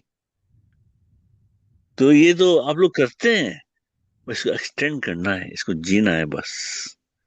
कैसे जियोगे? अपने आप को सोचो, देखो आपने कैसे बच्चे बड़े किए, आपने कैसे बच्चे बड़े किए, और उसी तरह से सारे बच्चे आपके, संसार आपका है। सब में आप बदल नहीं सकते, लेकिन अपने भाव से सबको अट्रैक्ट करो। यही तो है। इम्पैक्ट तब होता है सबसे ज्यादा, जब आप अपने को करता नहीं, भोगता नहीं, सेवा समझते हैं, और उस भाव से सब लोग आपसे जुड़ते हैं, अपने आप जुड़ते हैं। आपको कहने की जरूरत भी नहीं है, क्योंकि आपको भाव इतना प्रभाव कर देता है ना ऑल अराउंड। एक वो है, चुंबक की तरह है ये भाव। श्रद्धा जो है चुंबक की तरह है, चुंबक से भी ज्यादा पावरफुल है, सबको अपने आप जोड़ लेती है। अब कहीं पर उसका, अब जैसे कि हिरण दौड़ता है उसके लिए, तो कसूरी के लिए, कसूरी अंदर होती है, ऐसे ही जब कस्तूरी जैसी खुशबू आएगी लोगों को, वो दौड़ेंगे किस तरफ? खुशबू कहाँ से आ रही है? ये जो सेवा हो रही है उससे आ रही है। आप जब अनंत रूप में कर रहे हैं, अब देखो संतों को ऐसे ही करते हो, वो जीवन ही यही है, वो ढल गया है इस भाव में। आप लोग भी ढाल सकते हो आराम से, क्योंकि आपका वो भाव तो आपका नेचुरल है, उस भाव से आप जीते हैं। अब देखो हर्षवाला जी का नाम बदल दिया आपने, कितना बढ़िया भाव है ये, आनंद है। ये क्यों ये सब कर सकते हैं? आप लोग करते हैं, ये लोग आप सब लोग करते हैं, पर आप सोचिए आप कब किया, क्या किया, कैसे किया, क्यों किया, उसका आपके सामने आएगा। श्रद्धा थी, श्रद्धा है, श्रद्धा है। और आप करते हैं, सेवा करते हैं, आप बहुत सारे एग्जाम्पल्स दे सकते हैं आप सभी, पर उसको जब आप जीते हैं ना, तो ऐसा हो जाता है जीवन। जी हाँ, इति श्री कृष्ण अर्पणमस्तु। शुभम भूयात्। वसुदेव सुतम देवम कंस चाणूरमर्दनम देवकी परमानंदम कृष्ण वंदे जगद्गुरुम। जय श्री कृष्ण। किसी को सवाल? आप सबको पता है ना, आपको एहसास होता है ना, ये करते हैं आप, इसी को आगे बढ़ाओ बस। जी जी, बहुत सुंदर। बहुत अच्छा बताया सर, दिल को बहुत तसल्ली हुई, बहुत अच्छा लगा, बहुत ही बढ़िया। इतनी श्रद्धा अच्छी अच्छी कभी बातें हारनी बताई नहीं हैं, चाहिए। इतनी श्रद्धा, निष्ठा, श्रद्धा बनी। परोपकार, अनन्य भाव, बहुत बढ़िया बताया सर। आप सब वही हैं जो बताया, जो बात हुई है वो आपके बारे में बात की है, सबके बारे में आप जी रहे हैं ये, और आनंदित हैं। इसको हाँ, बढ़ाओ बस। बहुत अच्छा बताया सर, बहुत बढ़िया जी सर। जय हो। जय श्री जी कृष्ण। जी, जय जय श्री कृष्ण। जी हाँ, जिसने वो नहीं पढ़ा श्लोक पढ़ लीजिए, फिर आगे चलते हैं। आज हनुमान जी से पढ़ना है, आज वो है मंगलवार है ना। जी हाँ, प्रदोष का व्रत भी आज है सर।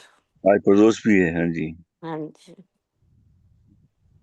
तो किसको करना? आज जिसने सबने पढ़ लिया श्लोक, पढ़ लिया सबने? हिमांशी जी, आपने पढ़ लिया श्लोक? नहीं सर, जय श्री कृष्ण, प्रणाम। वो गुड्डन हमने आई आज? श्लोक नहीं पढ़ा। हाँ, हाँ सर, गुड्डन है। हाँ, वाह भाई जी। वाह, तो आनंद आ गया। वसुदेव कंस चाणूरमर्दनम देवकी परमानंदम कृष्णं वंदे जगद्गुरुं श्रद्धया परया तप्तं तपस्तप्त्रिविधं नरे अफलाकांक्षिभिर्युक्ते सात्विकं परिचक्षते। जय श्री कृष्ण। जय श्री कृष्ण जी। हाँ जी, आज कौन करे? हिमांशी जी आप पढ़िए सर्वे बंधु सुखिनाम और 12वां अध्याय, दोनों मिलके, माँ बेटी। जी सर। ठीक है। और जी जी। बाकी हनुमान जी से जिसने अभी तक कुछ नहीं किया वो करे। हनुमान जी से पढ़ना है, फिर वो संकट मोचन है, फिर आरती हैं, 2 आरती हैं, बाकी करेंगे। बताइए कौन किस किस ने कुछ नहीं किया? अनम्यूट कीजिए अपने आप को। मैं कृष्ण जी की आरती करती ठीक है, आप कृष्ण जी की आरती कीजिए। कौन हूँ, करेगा? हनुमान चालीसा। आप पढ़ेंगे हनुमान जी से? अच्छा, संकट मोचन हाँ कौन जी। करेगा?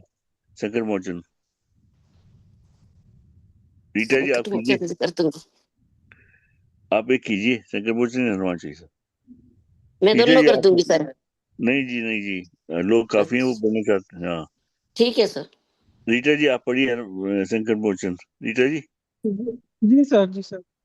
जी हाँ, और हनुमान जी पढ़ रही हैं वो मैं पढ़ रही हूँ सर। जी हाँ, रानी जी संकट मोचन पढ़ रही हैं आप, कृष्ण जी हाँ आरती जी। कर रही है वो, और ये जो है ना, ये सुमन, ये करेगी गीता जी की आरती। जी हाँ, कीजिए शुरू। जय श्री कृष्ण। हनुमान चालीसा। श्री गुरु चरण सरोज रज निज मन मकुर सुधार, वरणो रघुवर विमल यशु जो दायक फल चार, बुद्धिहीन तन जान के सिमरो पवन कुमार। बल बुद्धि विद्या देहु मोहे हरु कलेश विकार। सियावर राम जय जय राम, मेरे प्रभु राम जय जय राम। जय हनुमान ज्ञान गुण सागर, जय कपीस त्रिलोक उजागर। राम दूत अतुलित बल धामा, अंजनी पुत्र पवन सुत नामा। महावीर विक्रम बजरंगी, कुमति निवार सुमति के संगी। कंचन वर्ण विराज सुवेशा, कानन कुंडल कुंचित केशा। हाथ वज्र ध्वजा विराजे, कांधे मूंज जनेऊ साजे। शंकर सुवन केसरी नंदन, तेज प्रताप महाजगबंदन। विद्यावान गुणी अति चातुर, राम काज करवे बेको आतुर। प्रभु चरित्र सुनिए जो रसिया, राम लखन सीता मन बसिया। सूक्ष्म रूप धरि सिंह दिखावा, विकट रूप धरि लंक जरावा। भीम रूप धरि असुर संहारे, रामचंद्र जी के काज सवारे। लाए संजीवन लखन जियाए, श्री रघुपति हर्षि उर लाए। रघुपति कीन्ही बहुत बड़ाई, तुम मम प्रिय भरत सम भाई। सहस बदन तुम यश गावे, अस कई श्रीपति कंठ लगावे। सनकादिक ब्रह्मादिक मुनीषा, नारद शारद सहित अहिसा। यम कुबेर दिगपाल तहाँ जहाँते, कवि गोविंद कही सकी कहाँते। तुम उपकार सुग्रीव ही कीना, राम मिलाए राजपद दीना। तुमरो मंत्र विभीषण माना, लंकेश्वर भय सब जग जाना। युग सहस्र योजन पर भानु, लील्यो ताहि मधुर फल जानू। प्रभु मुद्रिका मेली मुख माही, जलधि लांग गए अचरज नाही। दुर्गम काज जगत के दे जेते, सुगम अनुग्रह तुमरे तेते। राम दुआरे तुम रखवारे, होत न आज्ञा बिन पैसारे। सब सुख लई तुम्हारी शरणा, तुम रक्षक काहू को डरना। आपन तेज सहारो आपे, तीनों लोक हाँपते कांपे। भूत पिशाच निकट नहीं आवे, महावीर जब नाम सुनावे।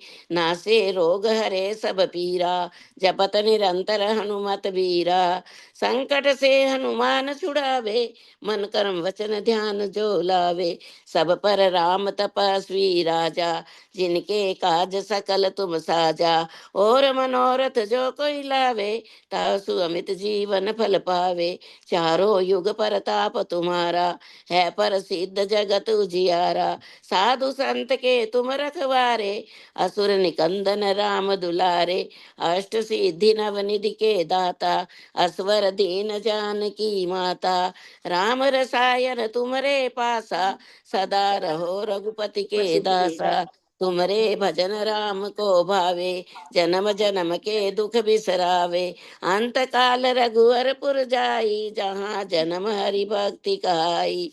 और देवता चित ना धरही, हनुमत से ही सर्व सुख करी। संकट कटे मिटे सब पीरा, जो सुमरे हनुमत बलबीरा। जय जय जय हनुमान गोसाई, कृपा करो गुरुदेव की नाई। जो शत बार पाठ कर जोरी, छूटी बंदी महासुख होई। जो यह पढ़े हनुमान चालीसा, होए सीधी सा की गोरीसा। तुलसीदास सदा हरि चेरा, कीजे नाथ हृदय में डेरा। पवन तन्य संकट हरन, मंगल मूर्ति रूप। राम लखन सीता सहित, हृदय बसो सुरभूप। सियावर राम जय जय राम, मेरे प्रभु राम जय जय राम। करो कल्याण जय जय राम, मेरा प्रणाम जय जय राम। जय श्री कृष्ण। अतुलित बल धामम, हेमशैलाभदेहम। धनुजवं विशालं, ज्ञानी नामग्रगण्यं। सकल गुण निदानं, वानराणामधीशं। रघुपति प्रिय भक्तं, वातजातं नमामि। श्री हनुमान द्वादश नाम स्तोत्रम। हनुमानांजनासनु वायुपुत्र महाबल, रामेश फागुन सखा। पीकांक्षोऽवति विक्रमा, उदधि क्रमण चैव। सीता शोक विनाशक, लक्ष्मण प्राणदाता च। दशग्रीवस्य दर्पा, द्वादशैतानि नामानि कपिधृस्य महात्मना। सायकाले पठे नित्यं यात्रा काले विशेषतः तस्य मृत्यु भय नास्ति सर्वत्र विजयी वै। बोल बजरंग बली महाराज की जय।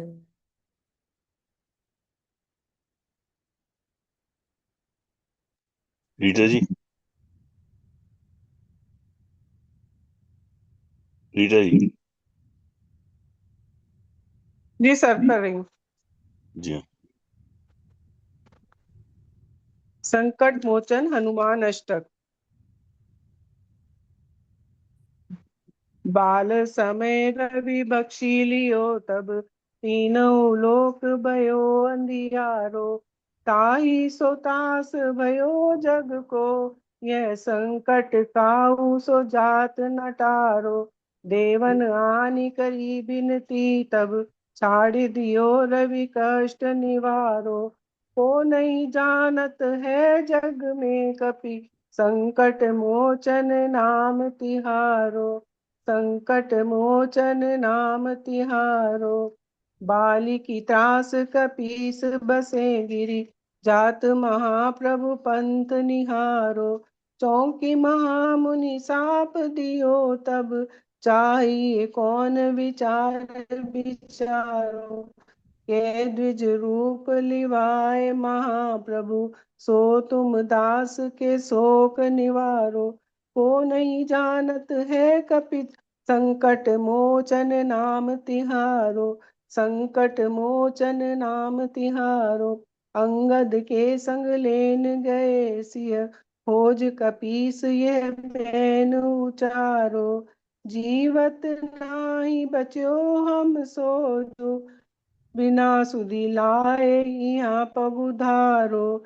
हेरि थके तट सिंधु सबे तब, लाए सिया सुधि प्राण उबारो। को नहीं जानत है जग में कपि, संकट मोचन नाम तिहारो। संकट मोचन नाम तिहारो। रावण त्रास दई सिय को सब, राक्षसी सो कहीं शोक निवारो। ताहि समय हनुमान महाबु, जाए महारजनी कर मारो। चाहत सिय अशोक सो आगिसु, दे प्रभु मुद्रिका शोक निवारो। को नहीं जानत है जग में कपि, संकट मोचन नाम तिहारो। नाम तिहारो। बाण लाग्यो उर लक्ष्मण के तब, प्राण तजे सुत रावण मारो। लय गृह वेद्य सुषेण समेत तब, गिरि द्रोण सुबीर उपारो। आनि सजीवन हाथ दिए तब, लक्ष्मण के तुम प्राण उबारो। को नहीं जानत जग में कपि, संकट मोचन नाम तिहारो। संकट मोचन नाम तिहारो। रावण जुद अजान कियो तब, नाग की फांस सबे सिर डारो। श्री रघुनाथ समेत सबे दल, मोह भयो यह संकट भारो। आनि खगेश तबे हनुमान जु, बंधन काटि सुत्रास निवारो। को नहीं जानत जग में कपि, संकट मोचन नाम तिहारो। संकट मोचन नाम तिहारो। बंधु समेत जबे अहि रावण, लय रघुनाथ पताल सिधारो।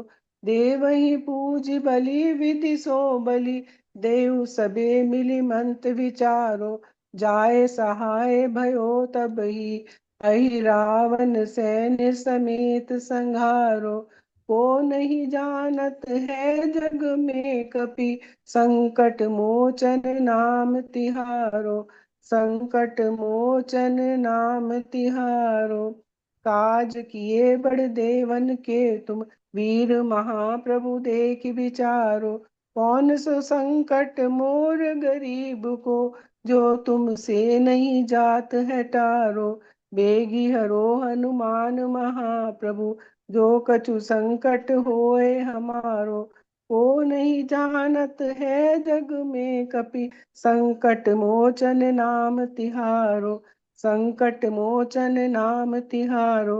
लाल देह लालील से अरुधरी लाल लंगूर ब्रज देह दानव दलन जय जय जय कपिसूर संकट मोचन नाम तिहारो संकट मोचन नाम तिहारो।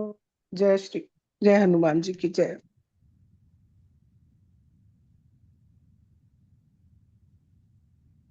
सुमन जी। जय श्री कृष्ण। जय श्री कृष्ण। जय श्री कृष्ण जी। सुमन जी। सुमन जी।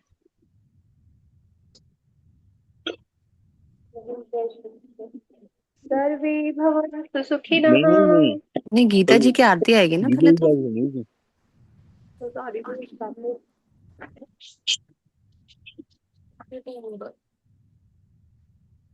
श्रीमद् भगवत गीता जी की आरती।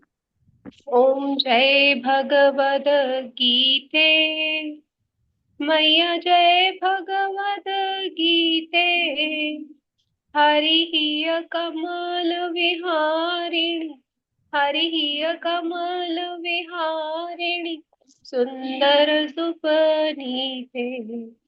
ओम जय भगवद गीते कर्म सुमर्म प्रकाशिनी कामा शक्ति हरा मैया कामा शक्ति हरा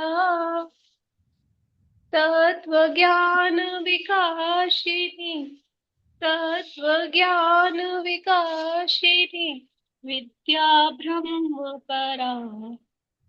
ओम जय भगवद गीते निश्चल भक्ति विधायिनी निर्मल मलहारी मैया निर्मल मलहारी शरण शरण रहस्य प्रदायिनी शरण रहस्य प्रदायिनी सब विधि सुखकारी।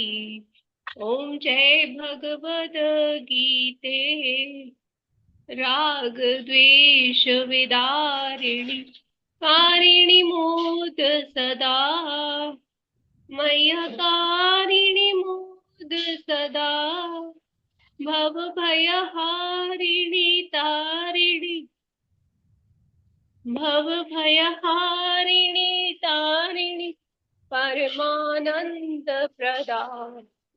ओम जय भगवद गीते आसुर भाव विनाशिनी नाशिनी तम रजनी मैया नाशिनी तम रजनी दैवी सद्गुण नायिनी दैवी सद्गुण नायिनी हरि रसिका सजनी।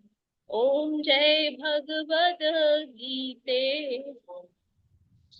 समता त्याग सिखावनी हरि मुख की बानी मैया हरि मुख की बानी सकल शास्त्र की स्वामिनी सकल शास्त्र की स्वामिनी श्रुतियों की रानी। ओम जय भगवद गीते दया सुधा बरसावनी मातु कृपा कीजय मैया मातु कृपा कीजय हरि पद प्रेम दान कर प्रभु पद प्रेम दान कर अपनो कर लीजे। ओम जय भगवद गीते ओम जय भगवद गीते मैया जय भगवद गीते हरि कमल विहारिणी हरि कमल विहारिणी सुंदर सुपुनीते। ओम जय भगवद गीते। बोलो गीता माता की जय। जय श्री कृष्ण।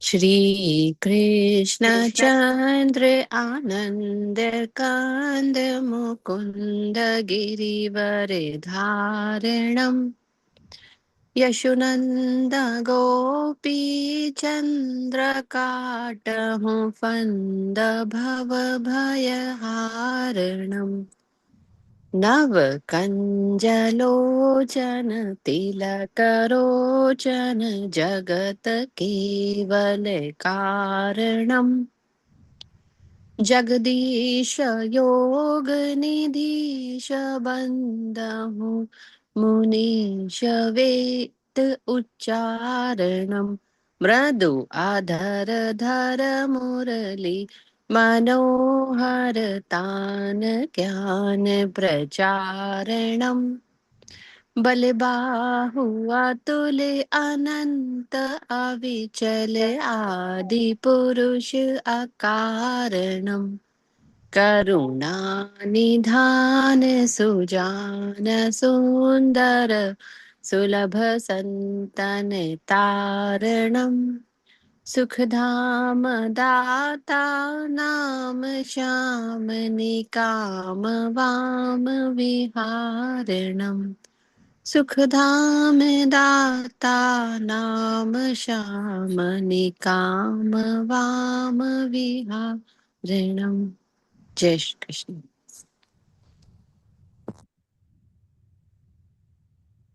जय श्री कृष्णा। प्रणाम सभी को।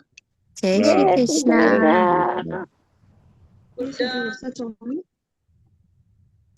सर्वे भवन्तु सुखिनः। सर्वे भवन्तु सुखिनः। सर्वे भवन्तु सुखिनः। सर्वे सन्तु निरामया। सर्वे सन्तु निरामया। सर्वे भद्राणि पश्यन्तु। सर्वे भद्राणि पश्यन्तु मा कश्चित् दुःखभाग् भवेत्। मा कश्चित् दुःखभाग् भवेत्। असतो मा सद्गमया। असतो मा सद्गमय। तमसो मा ज्योतिर्गमय। तमसो मा ज्योतिर्गमय। मृत्योर्मामृतं गमय। मृत्योर्मामृतं गमय। ओम शांति शांति शांति। ओम शांति शांति शांति। ओम।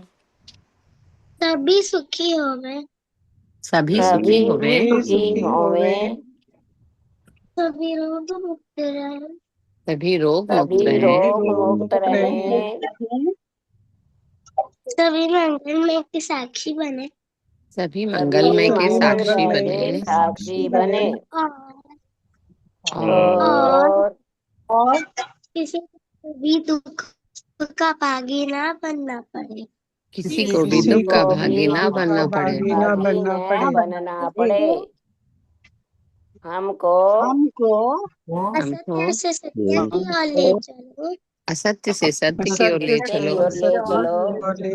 अंधकार से प्रकाश की ओर ले चलो। अंधकार से प्रकाश की ओर ले चलो। मृत्यु से अमरता की मृत्यु से अमरता की ओर ले चलो। इन्हीं मंगल कामनाओं के साथ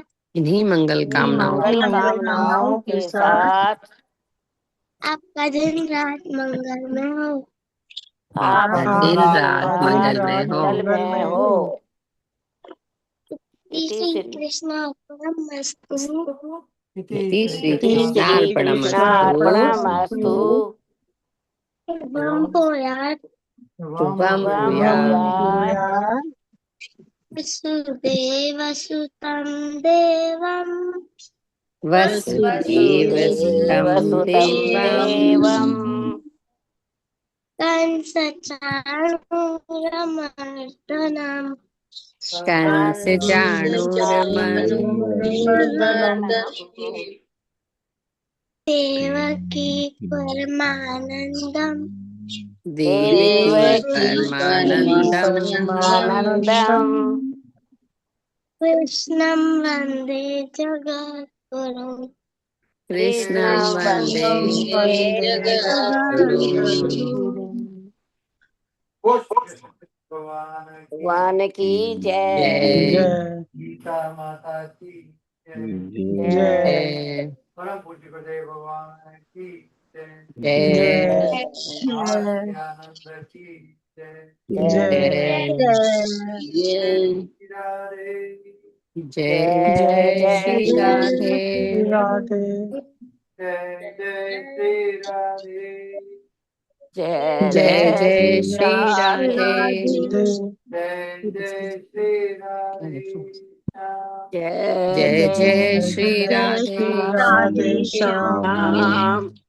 हर हर महादेव हर हर महादेव। हर हर महादेव हर हर महादेव महादेव। हर हर महादेव हर हर महादेव।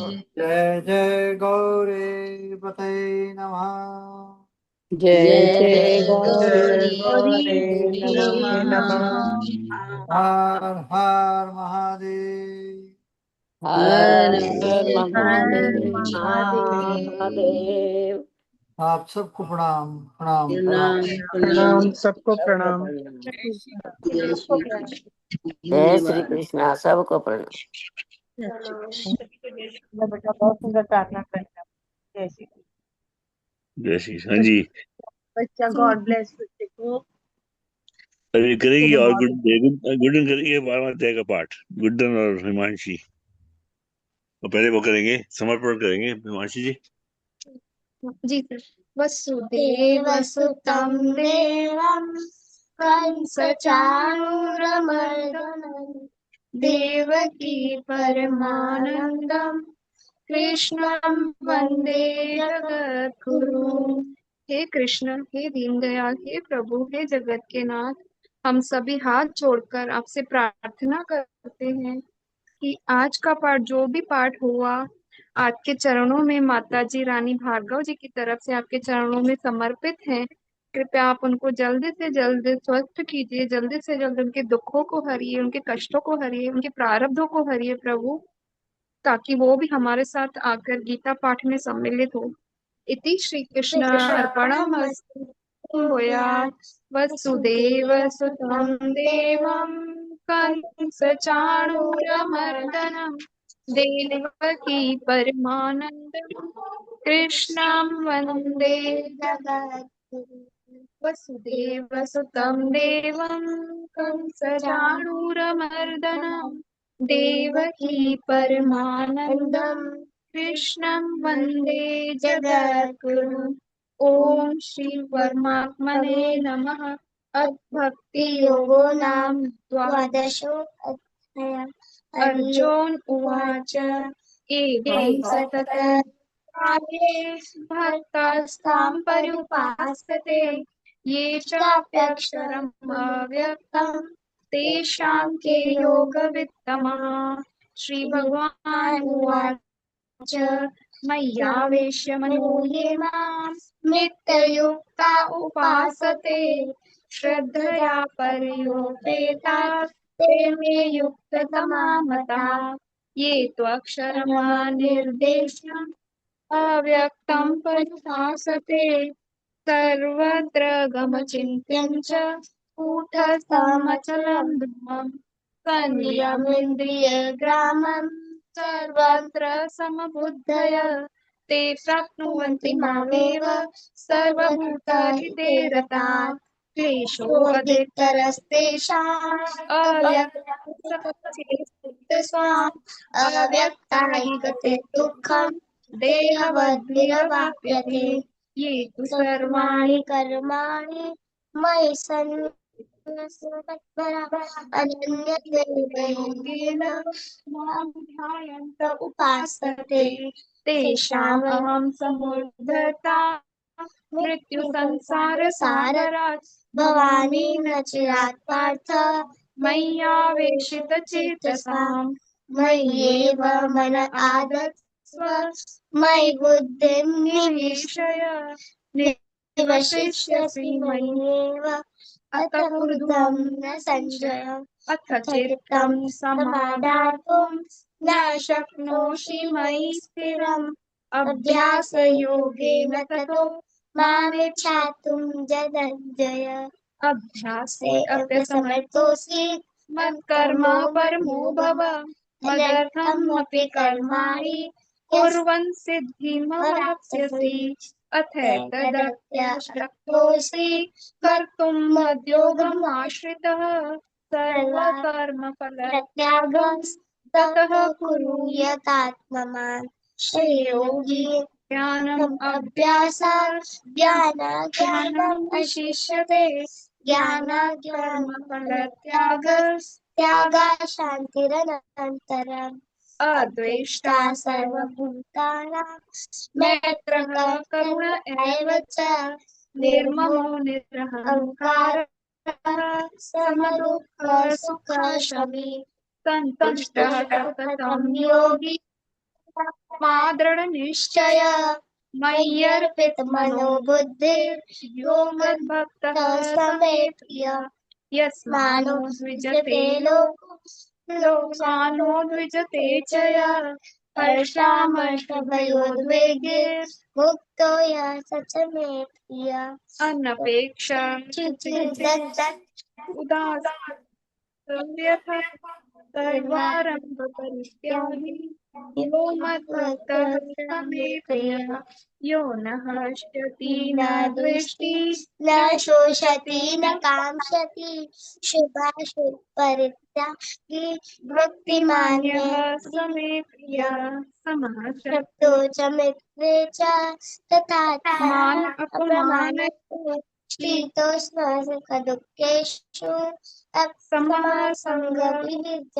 विवर्जितः तुल्यनिन्दास्तुतिर्मौनी सन्तुष्टो येन केनचित् अनिकेतस्मिर्मतिर्भक्तिमान् मे प्रियो नरः। ये तु धर्म्यामृतं विदं यथोक्तं पर्युपासते श्रद्धाना मत्परमा भक्तास्ते अतीव मे प्रियाः। ॐ तत्सदिति श्रीमद्भगवद्गीता उपनिषत्सु ब्रह्म विद्यायां योगशास्त्रे श्रीकृष्ण अर्जुन संवादे भक्ति योगो नाम 12 अध्यायः। हरि ओम तत्सत् हरि ओम तत्सत् हरि ओम तत्सत् इति श्रीकृष्णार्पणमस्तु। शुभं भूयात्। वसुदेवसुतं देवं कंसचाणूरमर्दनं देवकी परमानन्दं कृष्णं वन्दे जगद्गुरुं। जय श्री कृष्ण। प्रणाम। वसुदेवसुतं देवं कंसचाणूरमर्दनं देवकी परमानन्दं कृष्णं वन्दे जगद्गुरुं। हे कृष्ण, हे दीनदयाल, हे जगत के नाथ, हम सभी आपसे मिलकर प्रार्थना करते हैं कि आज का 12वां अध्याय का पाठ हम सब ने मिलकर श्रवण किया सुना। आपके चरणों में सनातन धर्म की रक्षा के लिए समर्पित है। कृपया आप हमारे सनातन धर्म की यूं ही रक्षा करने वाले लोगों की मदद करते रहे, उनको सद्बुद्धि देते रहे। हमारे आने वाली पीढ़ी को, युवाओं को यूं ही सद्बुद्धि मिले ताकि वो भी सनातन धर्म की राह पर यूं ही चलते रहे। हमारे योगी जी, मोदी जी को यूं ही शक्ति प्रदान करते रहे ताकि आने वाली पीढ़ी को भी उनसे एक आशा हो कि वो भी आने वाली पीढ़ी भी हमारी वैसे ही चले। इति श्रीकृष्णार्पणमस्तु। शुभं भूयात्। वसुदेवसुतं देवं कंसचाणूरमर्दनं देवकी परमानन्दं कृष्णं वन्दे जगद्गुरुं। जय श्री कृष्ण। प्रणाम, आभार सभी का। जय श्री कृष्ण। बहुत सुंदर जी, आज गुड्डन से सुनाई दिया, बड़ा अच्छा लगा। आपसे भी बहुत सुंदर। किसी का कोई सवाल कमेंट? गुड्डन तो भागी शायद। हाँ सर, गुड्डन भाग तो गई। हाँ, वो तो उम्र ही ऐसी है ना। जी हाँ, कोई बात नहीं। जी हाँ, वीर जी क्या करेंगे आप? एक क्वेश्चन था मेरा। जी हाँ, हम जब ये वाम विहारणम का क्या मतलब होता है? एक बार शक्ति जी ने बताया था पूरी उसका मीनिंग, पर वाम विहारणम मेरे दिमाग से वो जल गया। वाम मीन्स क्या लेफ्ट एंड विहारणम मीन्स व्हाट? वो बताएंगे आपको, शक्ति जी बताएंगे। शक्ति जी। जय श्री कृष्ण। विहार, हम जो आदान प्रदान कर रहे हैं, सब कुछ कर रहे हैं, वो क्या है? विहार कर रहे हैं ना। काम विहारणम।